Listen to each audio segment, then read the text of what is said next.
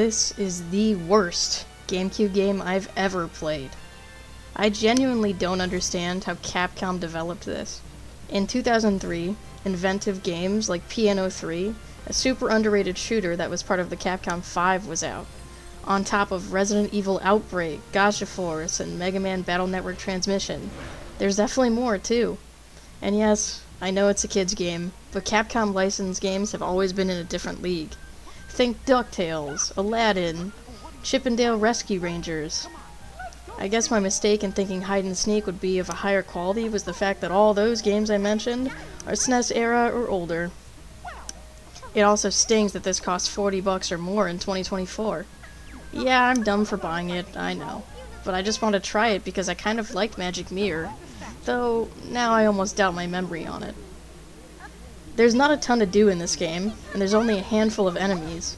These Lulu alien things, some of them are blind, so you can just run past them and they're just there to block your path.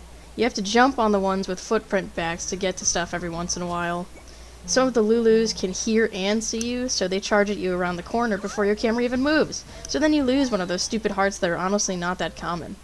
You start with 4, and then there's only 3 or so more you can find. On my first time, though, I lost just about all of them, because the game is really slow and awkward to play.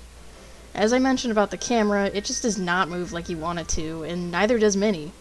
There are a few more enemies also, I don't care. They're all so similar. Speaking of Minnie, this is one of the few Disney games that you can fully play as her. She's voiced and animated differently, which I appreciated actually.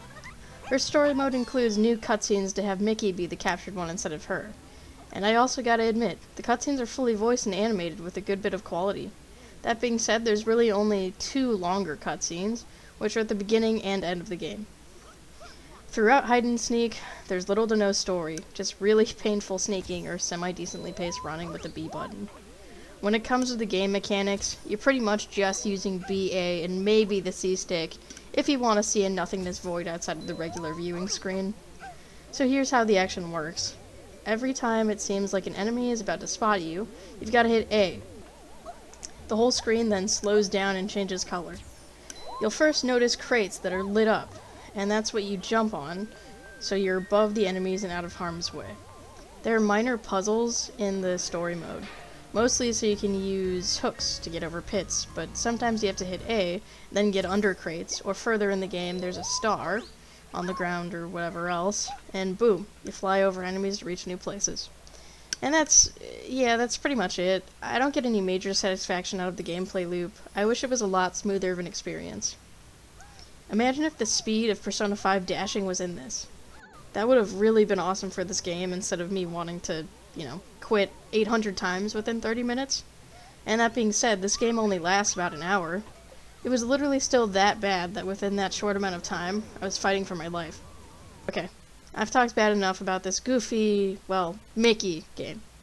So now I need to know how Capcom, still in their good old days, put this mediocrity out. First off, this was directed by 2 people, Mitsuru Endo and Makoto Ikihara. Hide and Sneak was Endo's directorial debut, previously working as a planner for the Dreamcast game Eldorado Gate, a series of Japanese-only RPGs. Eldorado Gate is a series I really wish we got, by the way. The art is beautiful. But to import it, there's a bit too much text for me to comfortably get through by Google translating everything. After that, he was a game designer for Breath of Fire Dragon Quarter 1 year after jumping into Hide and Seek. That was definitely Capcom's way of testing him, and he's only directed 1 game since then, Apollo Justice. Which, kudos. Since then, he's been a monster designer on multiple Monster Hunter games, which is also not too shabby. As for Makoto Ikihara, he's only directed 3 games, the first actually being a game I brought up earlier, Magical Mirror starring Mickey. Second, Breath of Fire Dragon Quarter, probably where he first worked with Endo. The 3rd game he directed is this one. Ever since then, he's been either the main scenario writer or the script editor for some pretty awesome Capcom games, like Haunting Ground, Dragon's Dogma, and some more current ones. I also want to mention the lead art director, Christopher Tellez, who's been working as an art director since the early 2Ks, fairly on Disney-related video games. To be honest, Hide and Sneak doesn't look bad. There's not much variety in the hour or so you play, but the locations they do have are at least competent and well-lit. Yes, not a glowing review, I know, but that's what I've got. And since I'm willing to hound out slight compliments, the music here ain't bad either.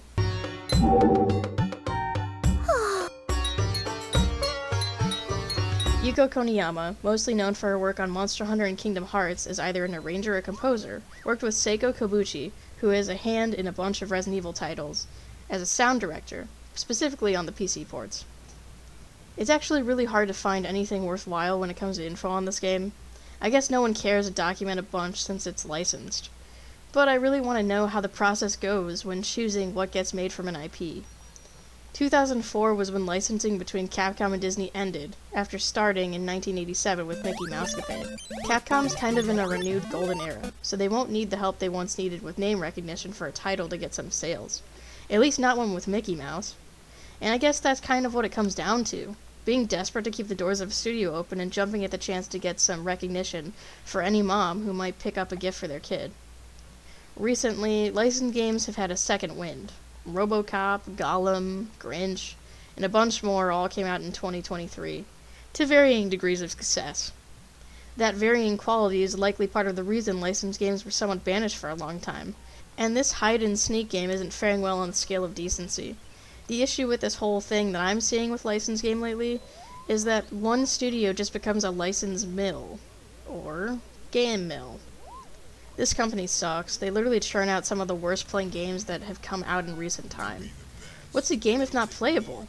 And I know they're a publisher, not a developing company, but they treat the companies they pay like absolute garbage. Here's a comment from an interview on an article by The Verge. Developers at Iguanabe, an indie studio based in Santiago, Chile, said they were contracted by GameMill to create Skull Island within a strict one-year turnaround, with development starting last June and expected to be wrapped on June 2, 2023. One developer said the crunch to meet that deadline was really set in motion in February. Those who spoke to The Verge under the condition of anonymity pointed to a vicious cycle of licensed games published by the company. Basically, although Iguanabe wants to work on original projects, they're beholden to companies like GameMill for funding who want licensed titles, and then their portfolio is filled with licensed games, inadvertently making them a go-to for them. It's a love-hate relationship because they're the ones who accept or give the projects, and Iguanabe doesn't have the means to develop almost anything on its own because, well, money.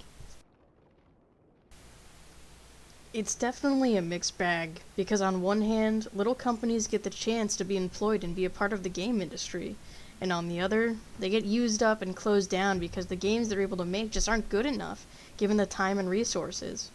And all big companies are guilty of closing down small studios. Visceral Games, who were responsible for the Dead Space series, got canned by Activision after the third game didn't live up to sales goals. And honestly, an industry is an industry. Money comes first 9 out of 10 times, and it's amazing art even gets made. So, I still gotta remain thankful. Every game takes money, resources, and effort. Whether they're absolute trash, total mediocrity, or a perfect 10. Earlier in this video I mentioned spending 40 USD on this game. I wish I didn't, but I'd be lying if my collector brain didn't see this sitting in a store and not say, maybe that game is good if it's that price. Pfft. Just like spending 300 on the Guy game is worth it, right? Okay, well, I got it for free, so leave me alone. So I did kind of get a good price on this game, which I knew when I bought it. I always buy stuff as low as I can. On Mercari it sold for around 45 to 50, and that's cool and all, but right now, stuff is listed at 80. Same dealio on eBay. If you need to own this game, loose disc is the cheapest option, as per the usual. But let's be real. The only reason this game is kind of high in price is because it was the last Capcom Disney game, not because it was great. There's kind of a lot of mediocre GameCube games that are high priced now that I think about it. Some of them include Disney sports games, but those are not Capcom developed. But I'd still probably own them. Hey, I already told you I'm done with money. Video games are my drug. Don't even try to tell me you can't relate.